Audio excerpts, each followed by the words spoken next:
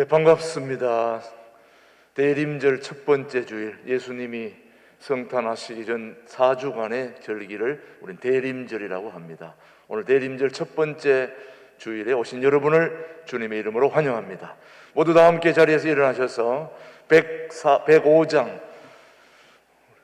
가찬송을 부르시면서 대림절 첫 번째 주일 예배를 시작하도록 하겠습니다.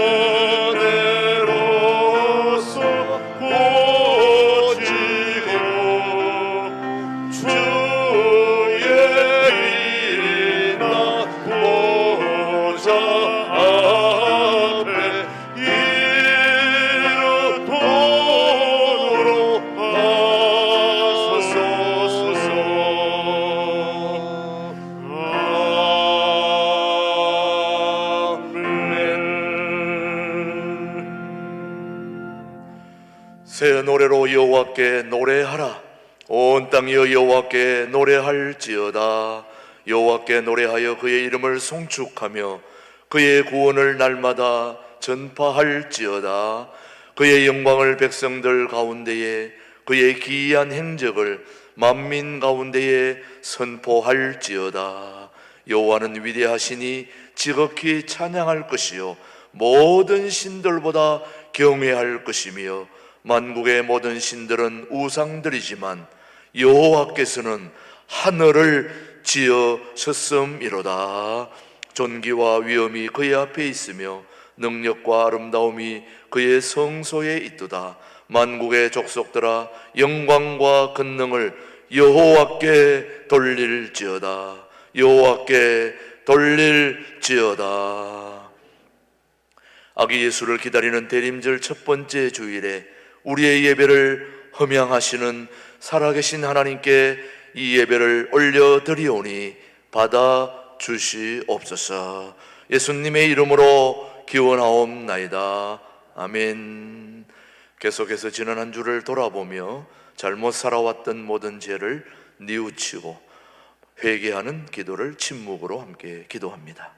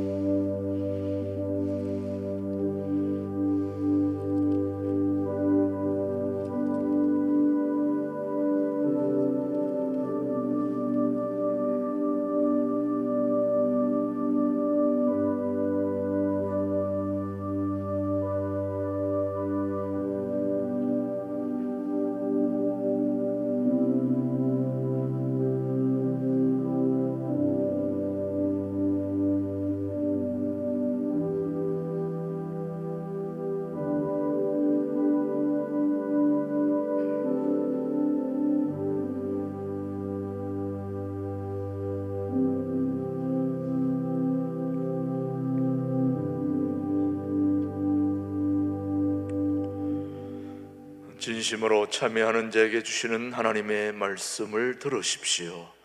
허물의 사함을 받고 자신의 죄가 가려진 자는 복이 있도다.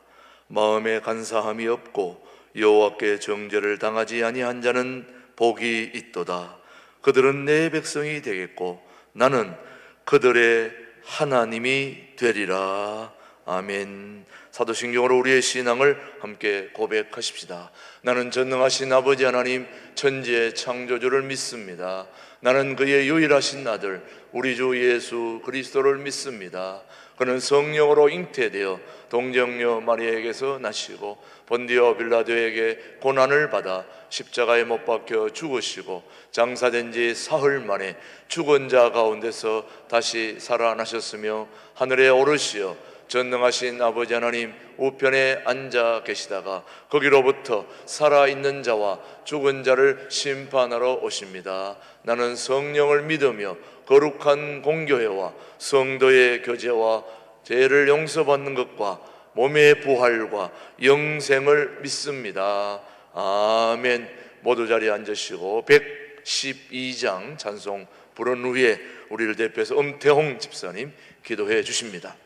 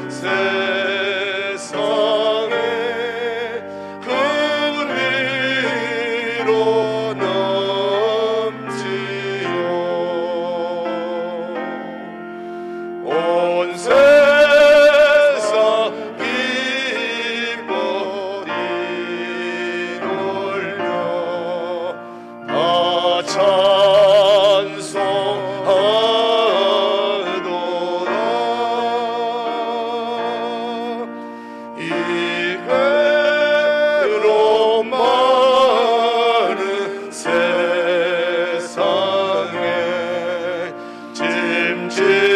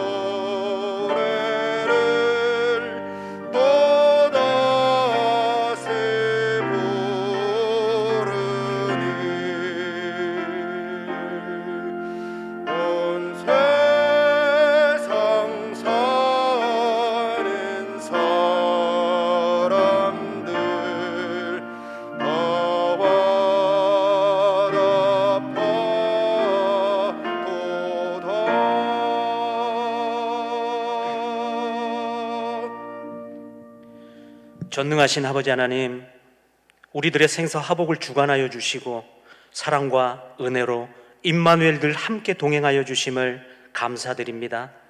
2021년 한 장의 달력을 남겨놓은 채 11월 마지막 주일 첫 번째 대림절을 맞아 거룩한 예배의 자리로 인도하여 주신 하나님께 감사와 찬송과 영광을 올려드립니다.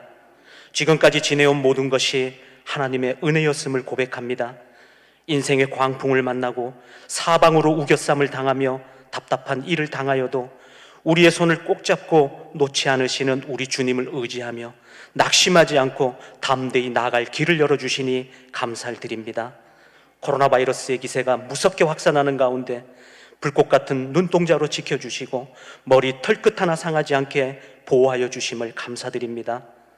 그러나 이 팬데믹의 상황으로 고통의 눈물을 흘리며 목숨을 잃어가는 많은 사람들에게 하나님의 위로와 은혜로 함께하여 주시옵소서. 10가지 재앙을 내리심으로 출애굽을 이뤄내신 전능하신 아버지 하나님, 크신 능력으로 코로나19를 속히 종식시켜 주시옵소서. 교육과 경제, 우리들의 예배가 정상화되어 모든 것이 안정을 되찾고 살아계신 하나님께 마음껏 찬양하며 영광 올려드릴 수 있기를 간절한 마음으로 기도드립니다. 사랑의 하나님, 원수를 사랑하고 좁은 길을 가라시며 나누고 베풀수록 풍성해지는 역설의 가르침이 깨달아지게 하시니 감사드립니다. 세상의 상식과 논리론 이해할 수 없고 행할 수 없지만 저 천국의 영원한 소망과 믿음으로 낮아지고 겸손히 섬기며 빛과 소금의 삶을 살아갈 수 있도록 크신 능력과 은총을 우리에게 베풀어 주시옵소서. 하나님 아버지, 이 나라의 민족을 긍휼히 여겨 주시옵소서. 힘들고 어려웠던 시절 갈급함과 애타는 간절한 마음으로 하나님의 은혜를 구하며 부르짖었던 시절을 기억합니다. 하나님 부어주신 축복으로 삶은 풍요로워지고 모든 것이 넘쳐나지만 교회의 성장은 멈추었고 신앙의 본질을 잃어가며 주일학교를 폐쇄하는 교회가 넘쳐나는 것이 지금 한국교회의 현실이 되었습니다. 하나님, 이 땅의 붕의 역사를 다시 한번 허락하여 주시옵소서.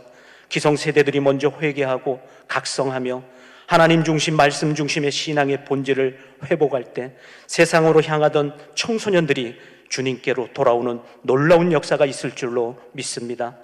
하나님의 뜻과 비전을 간절히 구하며 세계 열방을 품고 기도하는 제사장의 나라로 삼아 주시옵소서. 특별히 대통령 선거를 앞두고 온 나라가 분주합니다. 하나님을 두려워하고 민심을 헤아리며 선한 정치로 국민을 먼저 생각하는 대통령이 선출될 수 있도록 하나님께서 친히 간섭하여 주시옵소서.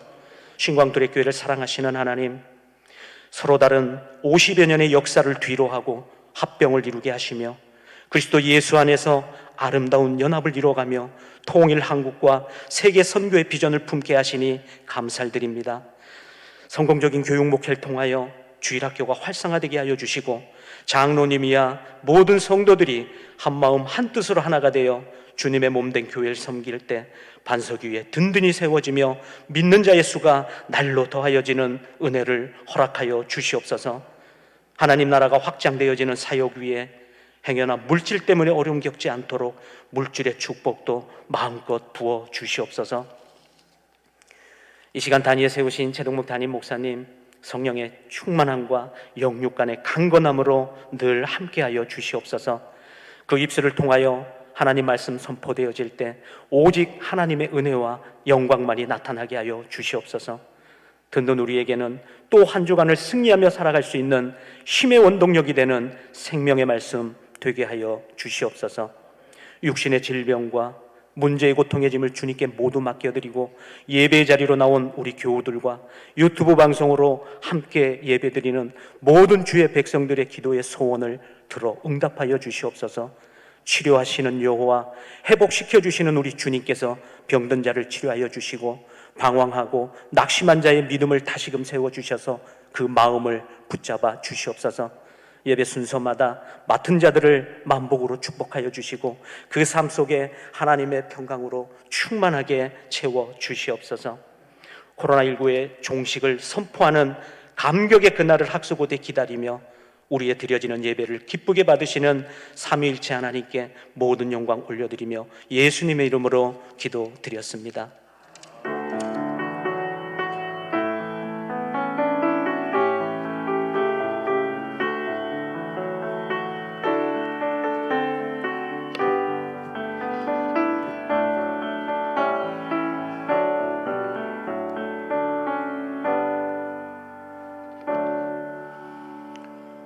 오늘 주신 하나님의 말씀은 사도행전 8장 31절 말씀 되겠습니다.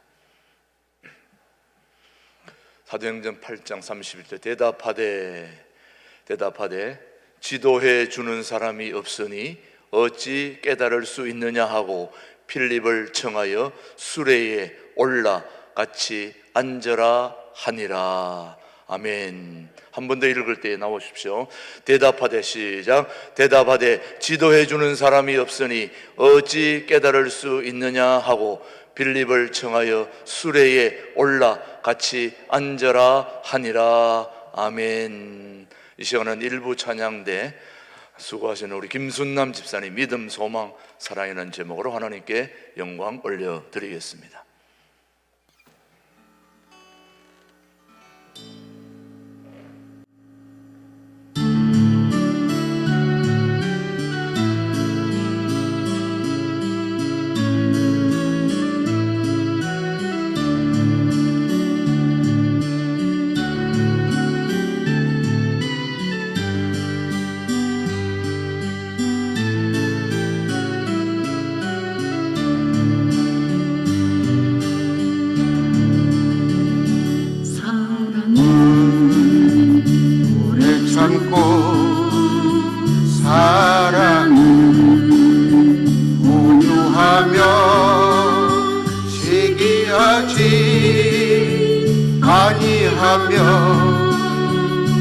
사랑은 자랑하지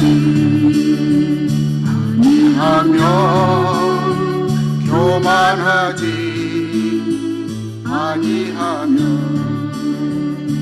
무례히 행하지 아니하며 자기의 유익을 구하지 아니하며 성내지 아니하며 악한 것을 생각지 아니하며 불의를 기뻐하지 아니하며 진리와 함께 기뻐하고 모든 것을 참으며 모든 것을 믿으며 모든 것을 바라며 모든 것을 견디느니라.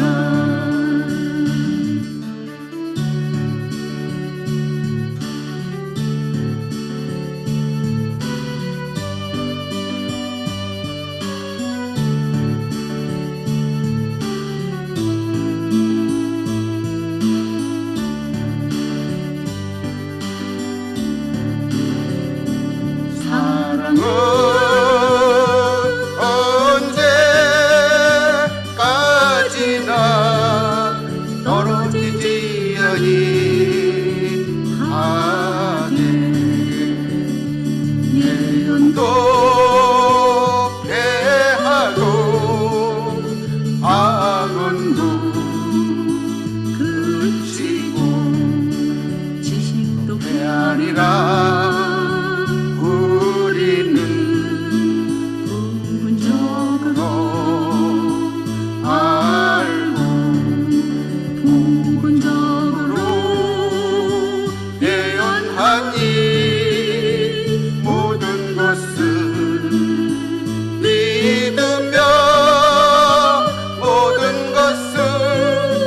바라며 모든 것을 견디느니라.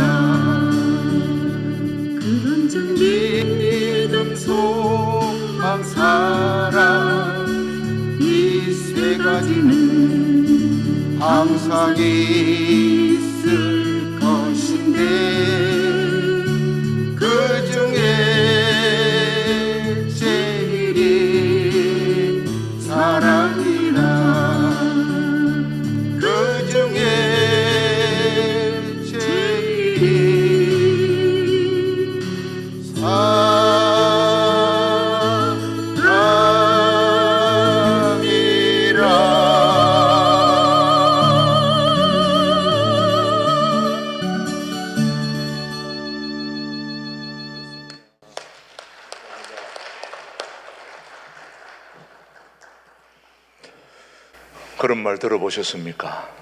아이를 낳기 위해서는 피를 흘려야 하지만 아이를 키우기 위해서는 피를 말려야 한다.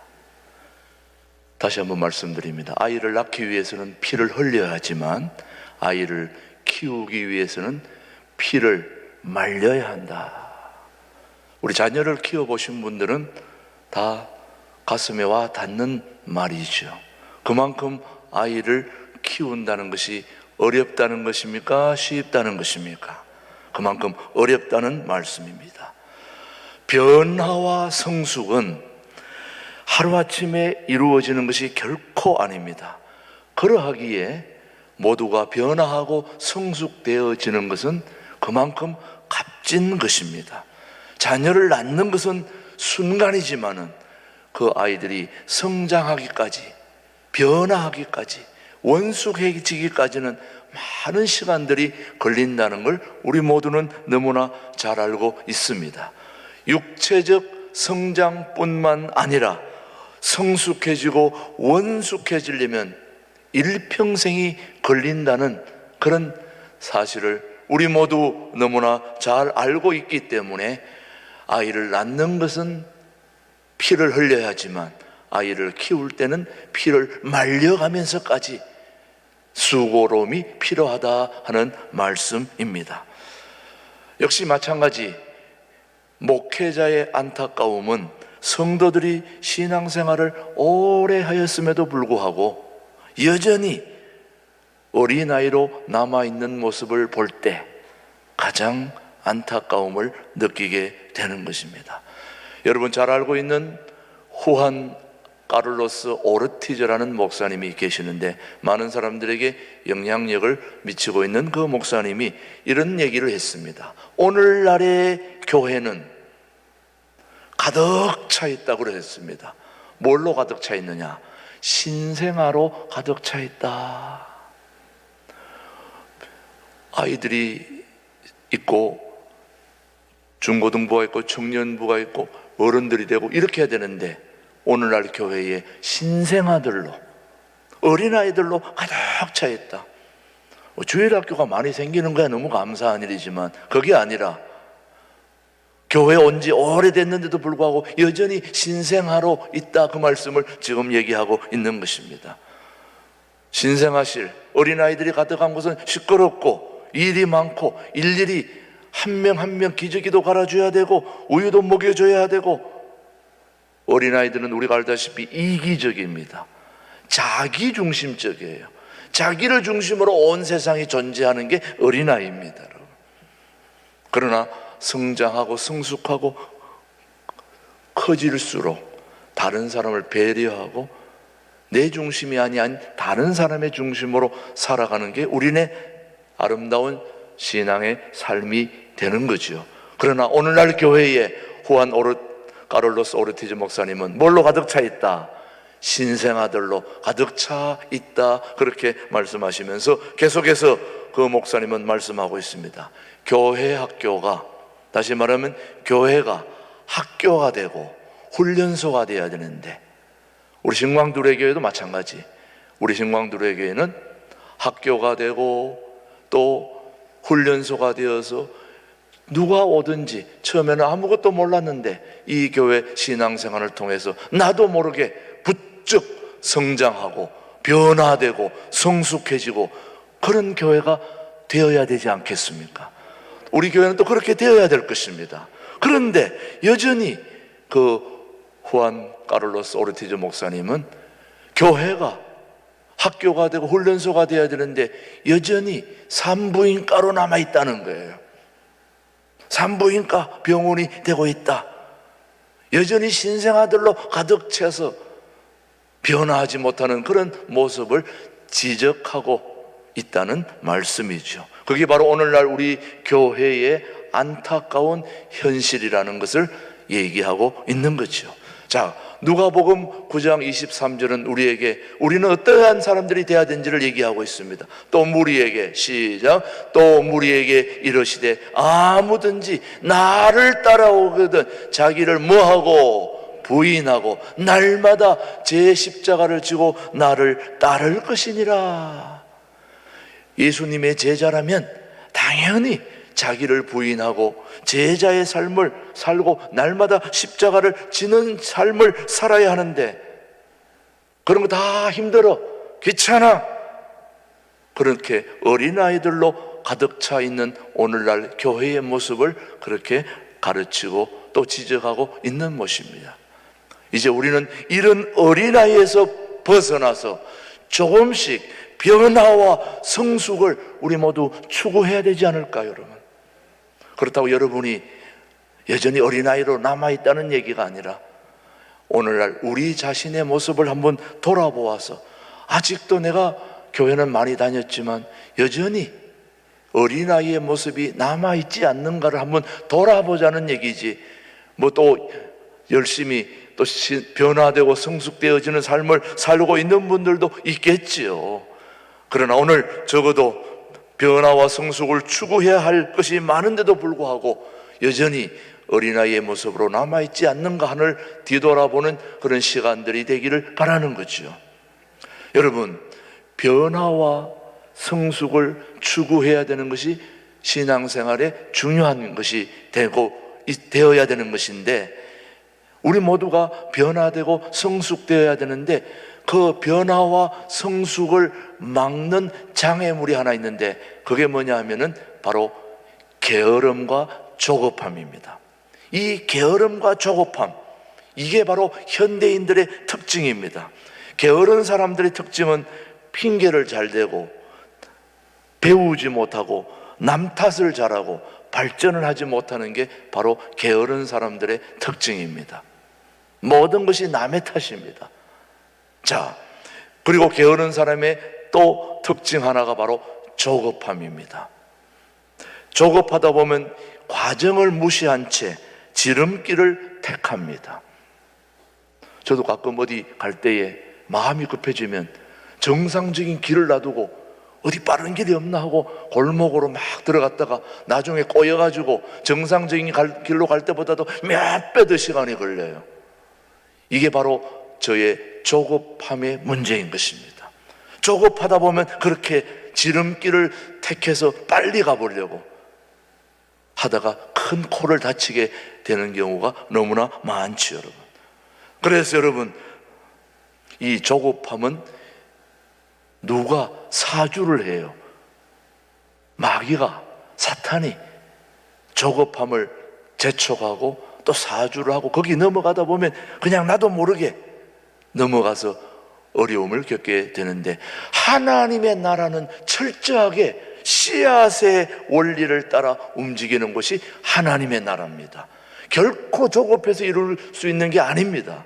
자, 오늘 한번 말씀을 마가복음 4장 26절로 말씀을 한번 보십시다. 하나님의 나라가 어떻게 이루어지는지. 또 시작. 또 이르시되 하나님의 나라는 사람이 무엇을 씨를 땅에 뿌림과 같으니 그가 밤낮 자고 깨고 하는 중에 씨가 나서 자라되 어떻게 그리 되는지를 알지 못하느니라. 땅이 스스로 열매를 맺되 처음에는 싹이요, 다음에는 이삭이요, 그 다음에는 이삭의 충실한 곡식이라. 그 다음에 시작. 열매가 익으면 곧 낫을 대나니 이는 추수 때가 이르렀음이니라.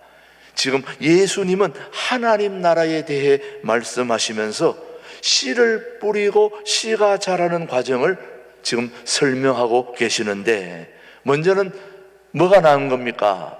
싹이 나고, 싹이 나서 자라고, 그 다음에 열매를 맺고 추수하는 그 모든 과정을 말씀하고 계시는 것입니다. 그러니 변화와 성숙을 위해서는 게으름과 조급함을 모두 경계해야 되는 겁니다. 우리 교우들은 게으름과 조급함을 경계할 수 있는 그런 지혜 있는 성도들이 되기를 바라는 거죠. 그렇게 되기를 바랍니다, 여러분. E.M. 바운즈라고 하는 유명한 분이 이런 말을 했습니다. 한 사람의 설교자가 만들어지는 데는 적어도 20년이 걸린다. 그렇게 얘기했습니다. 자, 찰스 스펄전이라고 하는 유명한 설교가가 있는데, 이 찰스 스펄전은 16살 때부터 설교를 시작했던 그런 유명한 부흥사입니다. 그런데 이 찰스 스펄전이 16살 때 설교를 시작했지만 그의 설교는 시간이 갈수록 그 자신과 함께 점점 더 무르익어 갔습니다. 설교보다 더 중요한 것은 설교하는 설교자가 무르익어야 되는 겁니다. 아마 여러분들도 다 동의는 하실 거예요. 많은 분들의 설교를 들으면서 여러분들이 갈구하는 것은, 원하는 것은 저 설교하는 사람이 설교하는 말씀대로 사는가, 설교하는 대로 행동하는가, 그걸 보지 않습니까, 여러분? 아마 많은 분들이 교회를 선택할 때 목회자의 설교의 거의 60, 70%를 좌우한다고 통계가 나와 있습니다. 그럴 때 아마 여러분들이 목회자의 설교를 들을 때, 저분은 참 말씀은 잘하시는데 이건 뭐라는 얘기입니까? 내용이, 행동이 안 따라간다는 얘기죠. 저분은 말씀은 좀 서투른데 삶이 참 괜찮아. 뭐 둘 다 잘 되면 너무나 좋겠지만은, 그렇지 여러분요. 예, 그러니까 설교보다 더 중요한 것은 설교자가 무르익어 가야 되는 거예요. 참 굉장히 중요한 지혜를 우리에게 허락해 줍니다. 여러분들도 아마 설교자를 선택할 때 그런 면을 아마 보게 될 것입니다. 여러분, 김진홍 목사님이 그런 얘기를 많이 하시더라고요. 지금이 내가 가장 행복한 때다. 그 행복함이 우리에게도 느껴지는 것은 그분의 삶이 그동안 이런저런 시행착오를 거치면서 점점 더 말씀하는 것 따라서 그 삶도, 그 인생의 모든 것들도 그만큼 무르익었다는 거죠, 여러분. 음식에 비유하면 곰탕, 설렁탕, 갈비탕 많이 우러 나왔다는 얘기. 끓이면 끓일수록 더 맛이 나는 게 곰탕 이런 거 아닙니까, 여러분? 처음에 끓여서 먹을 때는 맛이 조미료 맛 때문에 그냥 잘 모를 수 있지만 끓이면 끓일수록 이 맛이 쫙 우러나지 않습니까? 한 숟갈 떠먹어보면 벌써 몸으로 쫙 전율이 오지 않습니까, 여러분? 그런 거거든요. 설교 한마디 딱 들어보면 이게 벌써 삶 속에서 녹아 있구나, 그냥 건성으로 하는구나, 이런 게 벌써 느껴진다는 말씀이죠, 여러분. 그래서 한 사람의 설교자가 키워지는 데는 몇 년이 걸린다고요? 20년이 걸린다. 설교는 뭐 10살 때도 할 수 있고 15살 때, 20살 때 얼마든지 젊은 나이에 설교할 수 있습니다만은, 그런 설교를 여러분이 들어보시면 알 거예요. 좀 더 인생을 살면서 해야 되는구나. 여러분이 앉아서 다 듣고 있어요. 말을 안 해서 그렇지, 여러분이 앉아서 오늘 저 설교 들어보니까 벌써 준비를 많이 했구나, 별로 안 했구나, 좀 더 인생을 살아야 되겠구나, 그런 걸 여러분이 다 판단한다는 말이죠, 여러분. 자, 그러므로 우리에게 필요한 것은 한 설교자가 설교가 무르익기까지는 인내하면서 기다려줘야 되는 것입니다. 금방 좋은 설교가 나오기를 바라는 것도 조급한 것입니다. 여러분들의 기도와 여러분의 또 관심과 따뜻함이 한 설교를 무르익게 만드는 책임도 여러분에게 있는 것입니다. 앞에 있는 사람도 노력해야 되지만, 목숨을 다해 그렇게 애쓰고 수고해야 되지만, 여러분들의 관심과 배려, 기도, 이것도 한 몫을 하게 되는 것입니다.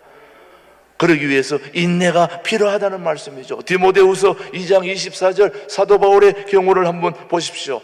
자, 시작. 모든 사람에 대하여 온유하며 가르치기를 잘하며 뭐하며? 참으며 인내를 얘기하고 있습니다. 계속해서 디모데후서 4장 2절 말씀은 계속해서 너는 시작. 너는 말씀을 전파하라. 때를 얻든지 못 얻든지 항상 힘쓰라. 범사에 오래 참음과 가르침으로 경책하며 경계하며 근화라. 오래 참음으로 인내를 말하고 있는 것입니다. 이 인내는 성숙으로 들어가는 문입니다. 우리가 성숙한 사람이 되기 위해서 문을 들어가려면 반드시 인내라는 문을 열고 들어가야 되는 것입니다. 그만큼 인내는 모든 문을 열어주는 열쇠와 같습니다. 저는 우리 신광두레교회 교우들이 인내의 열쇠를 하나씩 가지고 문을 열고 들어갈 수 있게 되기를 바라는 거죠. 예수님을 영접할 때 우리는 영적인 아이로 태어납니다. 자, 여기 계신 모든 분들이 다 그런 경험을 했을 것인데, 살아계신 우리 예수님을 내 인생의 주인으로 모실 때 우리는 영적인 아이로 태어납니다. 동의하시죠? 그러면 영적인 아이에서 예수님의 장성한 분량에 이르기까지 아주 중요한 과정을 거쳐야 됩니다. 구원은 순간입니다. 예수님을 내 인생의 주인으로 모실 때 구원은 이루어지는 것입니다. 아멘. 예수님이 우리 인생의 주인이십니다.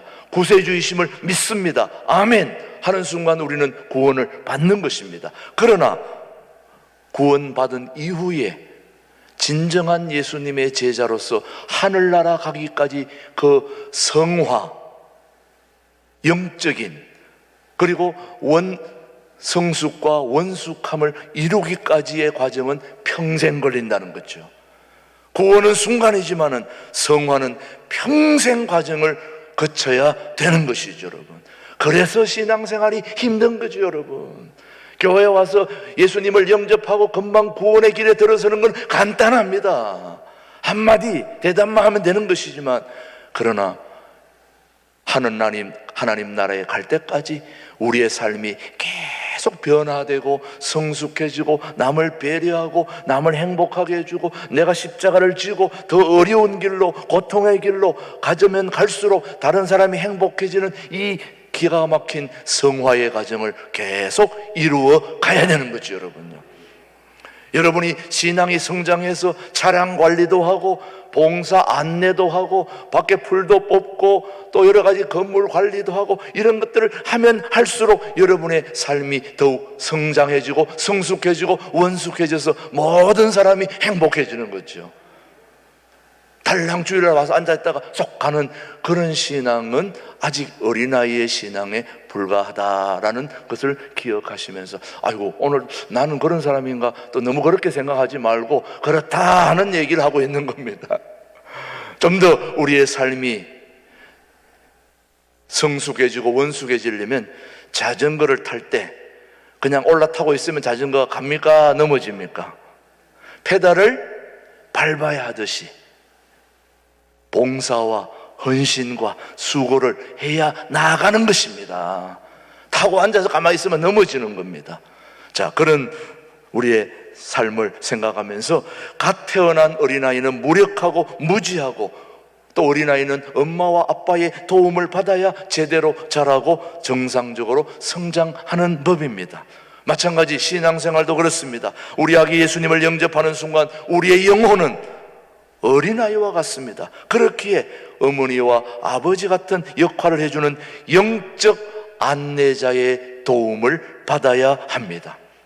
영적 안내자 없이 신앙생활하는 것은 마치 어린아이가 혼자 있는 것처럼 홀로 된 것과 같습니다. 그것은 참으로 위험한 일입니다. 그래서 하나님은 우리가 영적으로 잘 성장할 수 있도록 영적 안내자들을 세우셨다는 말씀이죠. 여행을 해보신 분들은 알겠지만은 여행의 관건은 가이드를 잘 만나는 일입니다. 여행을 조금이라도 해보신 분은 알겠지만은 가이드를 잘 만나면 그 여행은 정말 행복합니다. 그러나 가이드 잘못 만나면 참 힘들어요. 그래서 어디를 여행 가든지 여러분이 꼭 기도해야 될 것은 이번 여행에 좋은 가이드, 안내자를 만나게 해 주십시오. 제가 여행지에 좀 살다 보니까 가이드를 하게 되었는데, 가이드를 하면서 굉장히 많은 것을 느끼게 되었는데, 가이드 하는 모습들을 제가 보게 되는데 똑같은 그 어디 여행을 하든 간에 꼭 필수 코스가 있습니다. 이 나라에 가면 여기 꼭 가야 되고 저 나라 가야 되면 여기를 꼭 가야 되는 데가 있어요. 그런데 여행 가이드를 하다 보면, 안내를 하다 보면 가이드들끼리 많이 만나게 되잖아요. 그러면 다른 사람이 가이드 하는 걸 들어보잖아요. 그런데 들어보면은 정말 엉터리 같은 가이드도 있고 진짜 제대로 하는 가이드도 있고 그런 걸 만나게 돼요. 그러면서 어떤 가이드들은 그렇게 해요. 보면 차를 몰고 와가지고 자, 내려서 한번 돌아오세요, 제가 기다리고 있을게요, 이렇게 하는 가이드가 있는가 하면은 딱 내려가지고 문을 자기가 딱 열어주고 한 분 한 분 딱 안내가지고 다니면서 사진도 찍어주고 상세하게 얘기를 잘 해주고 혹시 넘어지지는 않나, 다치지는 않나, 그리고 이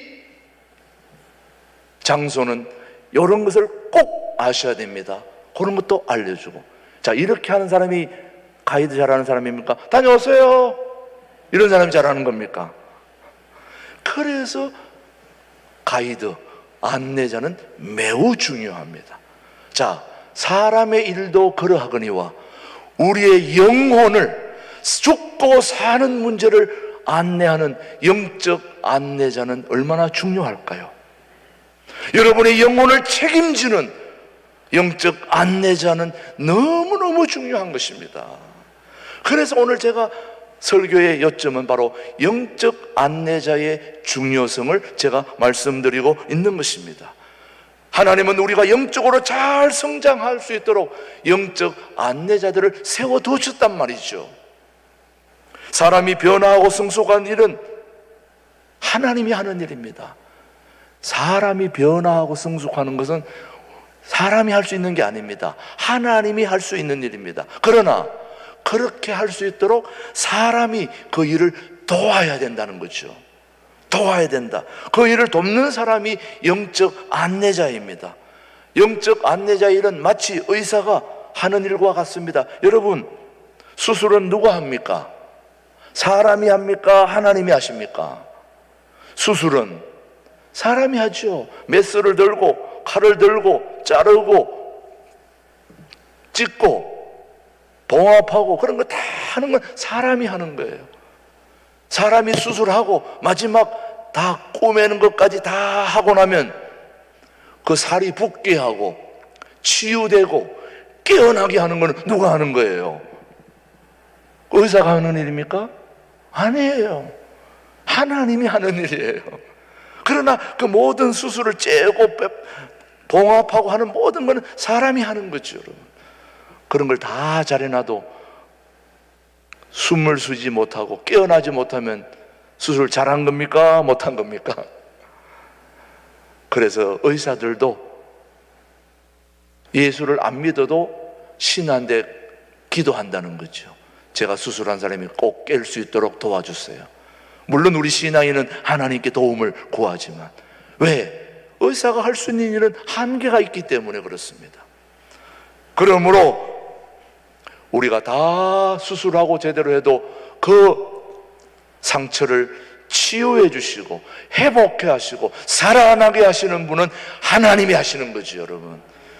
그러나 그 하나님의 일을 우리가 도우는 사람을 안내자라고 합니다. 세상에는 세상 안내, 세상 가이드이고 영적인 일은 영적 안내자, 영적 가이드가 그 모든 걸 하게 되는 거죠. 그런 의미에서 볼 때 영적 안내자의 대표 선수 중에 한 분이 바로 사도 바울입니다. 사도 바울은 영적 안내자의 삶을 살았는데 영적 안내자의 역할을 분명하게 이해해 주는 말씀이 고린도전서 3장을 우리가 보시면은 정말 사도 바울이 영적 안내자의 삶을 어떻게 살았는지, 그런즉 시작.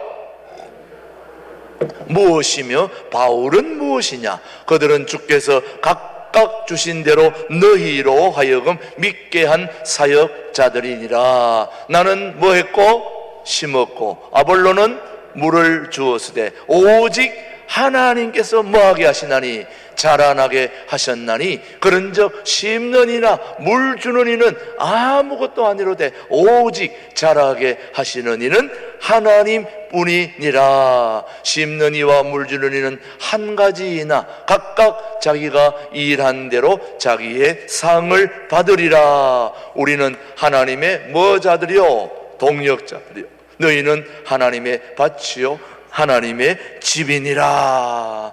지금 이거는 사도 바울이 쓴 말씀이기 때문에 자기를 얘기하는 거기 때문에 굉장히 겸손하게 얘기를 했습니다.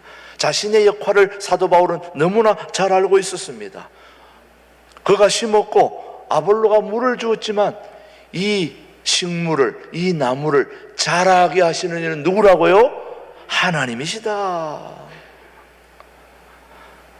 신앙생활을 처음 시작할 때는 아무것도 모릅니다. 사실은 말씀을 읽어도 잘 몰라요. 오늘 사도행전 8장 본문을 보면 에디오피아 여왕 간다게의 모든 국고를 맡은 아주 건세 있는 내시 한 사람이 있었는데, 이 내시가 예루살렘에서 내려오다가 선지자 이사야의 말씀을 읽고 있었는데 그 말씀을 깨닫지 못했습니다.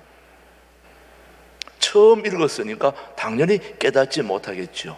여러분, 이사야서 교회 처음 온 사람은 당연히 모를 테고, 여기 꽤 신앙생활 하신 분들도 아마 이사야서 말씀을 금방금방 이해하는 사람이 많지는 않을 겁니다. 읽어보신 분들 알겠지만. 그런데 처음 신앙생활 하신 분들이 이 이사야를, 이 에디오피아 간다게의 국고를 맡은 이 내시가 이사야서를 처음 읽었는데 어떻게 알 수 있겠습니까? 그래서 바로 빌립을 만나서 대화하는 장면을 오늘 보시면, 오늘 바로 본문 말씀 사도행전 8장 30절, 빌립이 시작. 빌립이 달려가서 선지자 이사야의 글 읽는 것을 듣고 말하되, 읽는 것을 뭐 하느냐? 깨닫느냐. 다시 말하면 이사야 성경 말씀을 이 내시가 읽고 있는데 그 말씀을 이해하느냐 깨닫느냐 하고 물었더니 그 내시가 무슨 대답을 했느냐. 31절 본문입니다. 시작. 대답하되 지도해 주는 사람이 없으니 어찌 깨달을 수 있느냐 하고 빌립을 청하여 수레에 올라 같이 앉으라 하니라. 뭐 하는 사람이 없다고요? 지도해 주는 사람이 없으니 다시 말하면 가이드해 주는 사람이 없으니, 안내해 주는 사람이 없으니 내가 어찌 이 이사야를 처음 읽는데 알 수 있겠습니까? 아무리 읽어봐도 무슨 말인지 알 수가 없습니다. 이 얘기를 지금 하고 있습니다. 우리는 영적 순례자의 길을 이미 앞서가고 있는 부들의 지도를 받아야 되는 것입니다. 안내를 받아야 됩니다. 우리는 학교에서 선생님들의 지도를 받는 것처럼 교회에서도 영적 안내자들의 지도를 받아야 그 신앙이 올바르게 성장할 수 있습니다. 오늘 본문의 말씀처럼 빌립은 영적 안내자가 되어서 에디오피아 내시가 읽고 있는 이 말씀을 잘 깨닫게 해 줍니다. 왜? 빌립은 이미 이사야서 말씀을 잘 알고 있기 때문에 내시에게 예수님을 잘 소개를 해 주었습니다. 자, 오늘 우리가 꼭 알아야 될 중요한 사실은, 가장 중요한 영적 안내자의 역할은, 가장 중요한 영적 안내자의 역할이 무엇이냐 하면은, 영적 안내자는 말씀을 통해서 예수님이 누구인가를 가르쳐 줘야 됩니다. 여기 핵심입니다. 영적 안내자는 누구를 가르쳐 줘야 된다고요? 예수님을 가르쳐 줘야 되는 겁니다. 아니, 가이드가 중요한 장소에 갔으면 그 장소를 얘기해야지 딴 얘기를 하면 됩니까? 안 됩니까? 안 되는 거예요.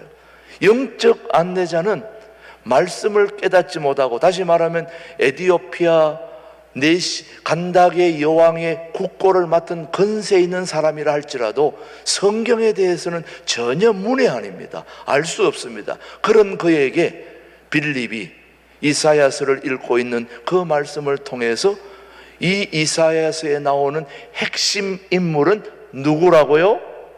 예수님이다라는 걸 가르쳐 줬다는 말씀이에요. 다른 걸 얘기한 게 아니라 이 영적 안내자는 핵심을 얘기하는데, 바로 영적 안내자의 중요함은 우리 인생을 책임지고 이끌어 주시는 살아계신 예수님을 잘 알려주는 안내자가 영적 안내자의 역할인 것입니다. 자기 얘기를 하라는 게 아닙니다. 오늘도 저는 여러분에게 설교를 하고 있습니다만, 지금 누구 얘기를 하고 있는 겁니까? 예수님 얘기를 하고 있는 거예요. 예수님을 잘 가르쳐 줄 수 있는 영적 안내자가 이렇게 중요하다는 걸 여러분에게 말씀하고 있는 것입니다. 그 영적 안내자의 도움을 받아야 된다는 것이죠. 예배를 드리러 왔다고 하여 예수님을 아는 게 아닙니다, 여러분.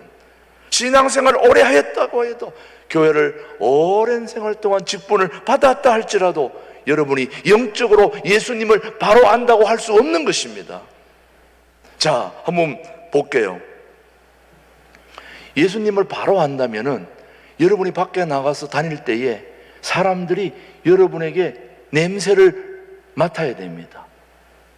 예수님을 알려주는 예수님 냄새를 맡으면 그분은 신앙생활 잘한 것입니다. 영적 안내자를 잘 알고 있는 거예요. 어떤 분이 늘 얘기합니다만, 야, 여기 치즈가 어디 있냐? 예? 치즈 냄새가 나는데 치즈 어디 있는 거야? 아무리 뒤봐도 치즈 없는데, 그 사람은 계속 치즈 냄새가 난다는 거예요. 나중에 알고 봤더니 자기 코에 치즈가 묻어 있었어요. 그러니까 다른 사람 만났는데 자기만 계속 치즈 냄새가, 여기 뭐가 있었으니까? 치즈가 있었으니까. 여러분, 냄새가 나야 된다는 거죠, 여러분. 예수 믿으면 예수님 냄새를 풍겨야죠. 어떻게 예수 믿는 사람이 밖에 나가서 예수님 냄새가 안 나고 다른 냄새가 난다면 그 신앙생활 하는 사람이 아니죠, 여러분요.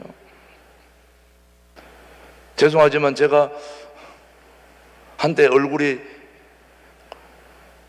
돌아가서 힘든 때가, 그 전에는 음식 관리를 잘 못해가지고, 그래서 내가 참 라면을 너무 많이 삶아 먹다 보니까 그런 안 좋은 식생활 습관 때문에 제가 몸이 많이 망가져서, 그래서 우리 집 사람이 늘 당부하는 건 이제 라면 먹으면 안 된다.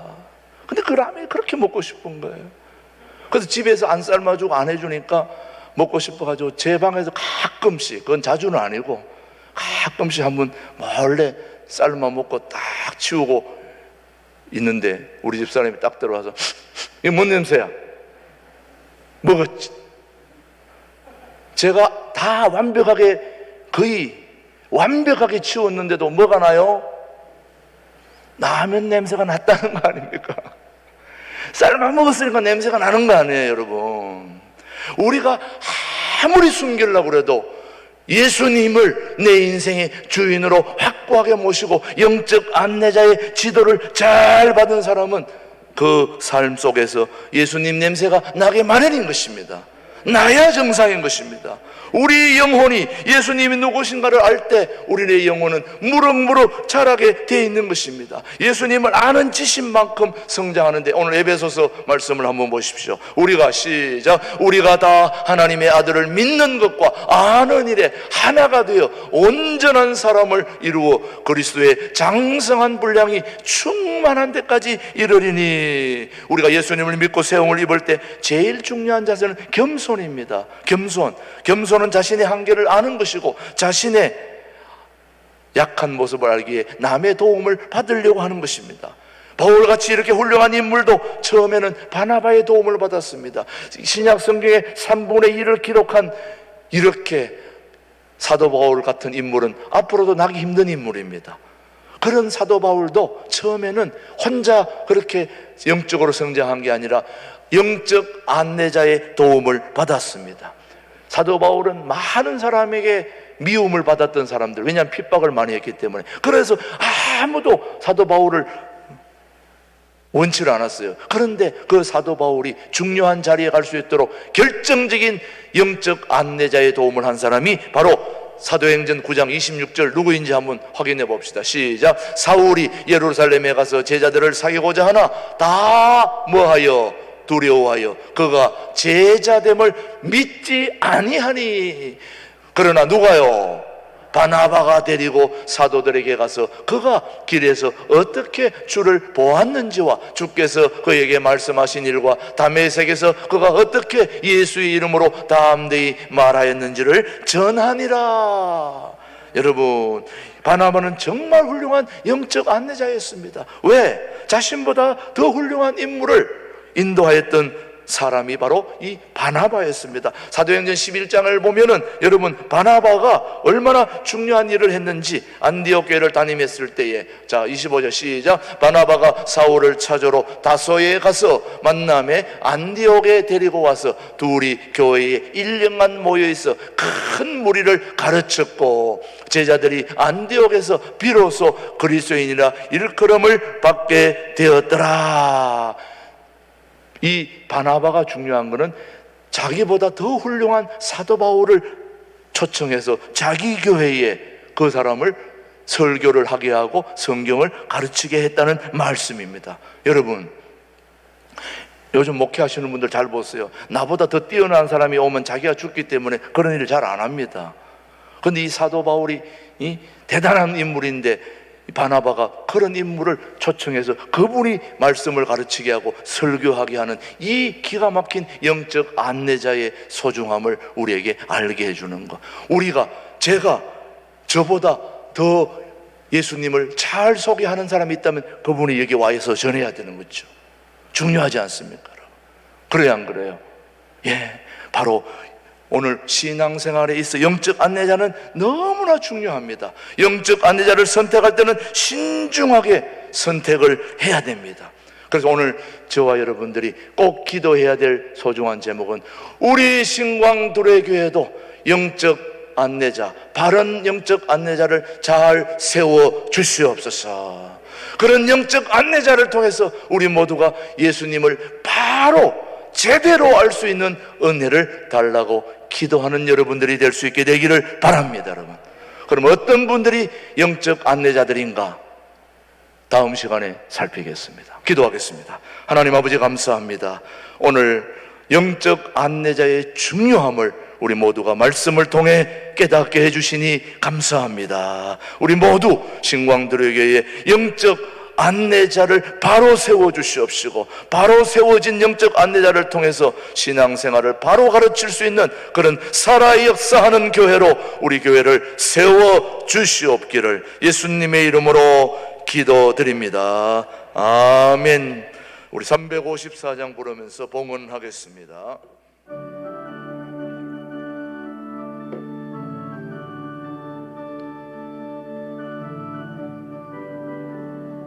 랑모하는 자 올라가 독수리같이 모든 싸움 이기고 근심 걱정 벗어는 올라가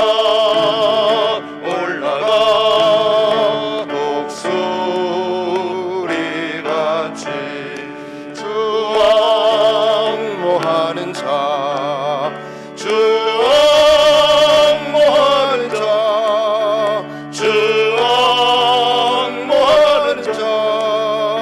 늘 강건하리라. 주를 앙모하는 자 걸어가 고단치 않네. 길을 잃은 양떼를 두루 찾아다니며 걸어가 고단치 않네. 주왕모하는 자 주왕모하는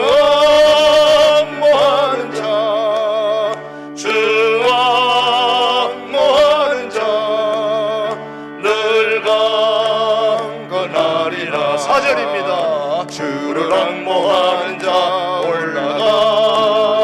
올라가 독수리같이 은혜 안에 뛰놀며 주의 영광 보리라. 올라가 독수리같이 주왕모하는 자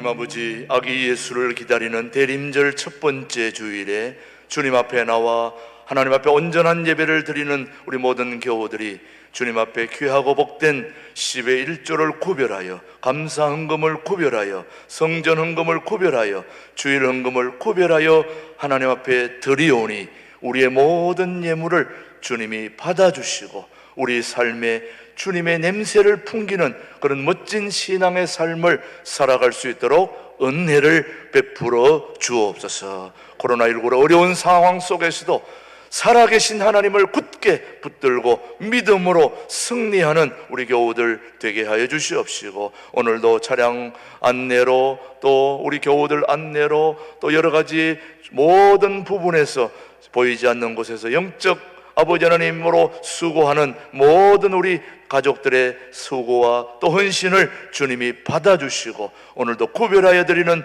모든 예물들을 온전히 받아주시고, 또 방송에서 아버지 하나님 이런저런 또 예금 아버지 하나님 헌금을 주님 계좌로 송금하는 그 모든 손길들까지도 주님이 다 받아 주시옵시고, 우리 모든 교우들이 온전한 예배를 바로 드릴 수 있는 그런 교회로 바로 세워 주시옵기를 살아계신 예수님의 이름으로 감사하며 봉헌기도 올립니다. 아멘, 아멘. 우리 앞뒤좌우로 서로 인사하겠습니다. 반갑습니다. 한 주간 동안 잘 지내셨습니까? 계속해서 우리 성탄절이 시작되는 대림절 첫 번째 주일, 원래 촛불이 여기 하나 딱 켜져 있는 그런 게 시작이 되는 것인데요. 아무튼 대림절 첫 번째 예수 성탄전 4주간을 말하는 이 대림절 기간 동안에 아기 예수를 기다리는 그런 여러분의 복된 삶이 되기를 바라면서, 내년에 이제 또 표도 오른쪽에 왼쪽에 여러분 붙여놨습니다. 내일을 향하여 뭐 합시다? 비상합시다. 예, 나중에 또 좀 살펴보겠습니다. 왼쪽엔 또 하늘엔 영광, 땅에는 평화. 이제 성탄절기가 시작되었다는 걸 여러분이 기억하시면서 하시길 바라고요. 그 다음 12월 월삭, 이제 12월이 이번 주에 시작이 됩니다. 수요일 아침이 12월 월삭 새벽 감사 예배가 시작이 됩니다. 여러분, 한 달에 한 번 수요일 새벽 월삭 예배 이 자리에서 드린다는 거 여러분이 기억하시면서 참여해 주시면 감사하겠습니다. 계속해서 우리 탈북 청소년 바자의 은혜 중에 잘 마치게 해 주셔서 감사합니다.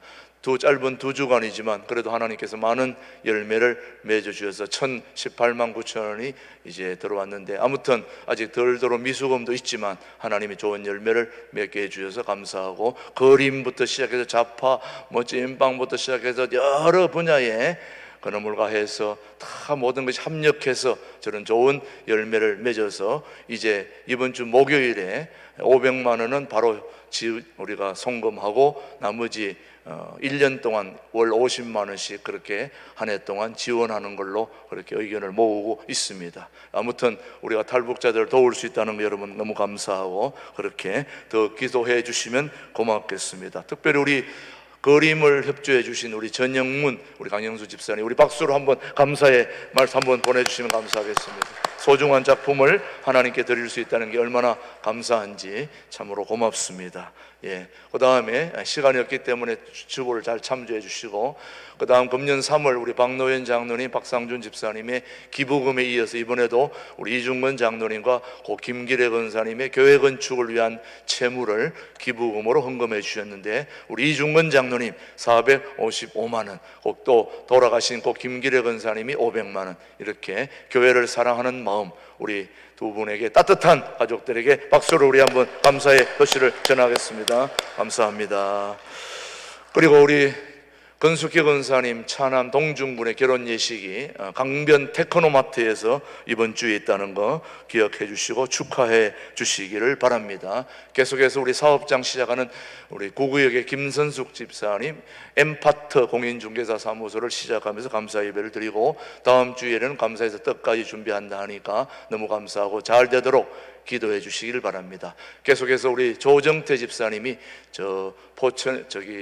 포천 구역이신데 춘천에서 황토지요 생기방 강원지사를 이제 이번 주에 개업한다는 거 여러분 기억하시고, 황토로 아주 기가 막힌 사업을 시작합니다. 여러분 기도해 주시면 고맙겠습니다. 그리고 주보에 없는 광고인데, 우리 김경빈 새가족을 위해서 늘 수고해왔던 우리 김경빈 목사님과 오말란 사모님이 새가족부를 위해서 그동안 수고를 많이 해주셨는데, 이제 강주 동산교회 교육부로 청빙을 받아서 이제 가시게 됐습니다. 그동안 굉장히 수고를 해주셨는데 1부에는 없기 때문에 그냥 소개만 합니다. 2부에 자세히 앞에 나와서 소개하겠습니다. 이상 우리 주보를 잘 참조해 주시고, 우리 모두 자리에서 일어나셔서 우리 347장 우리 3절 4절 부른 후 축도로 모두 1부 예배를 마치겠습니다.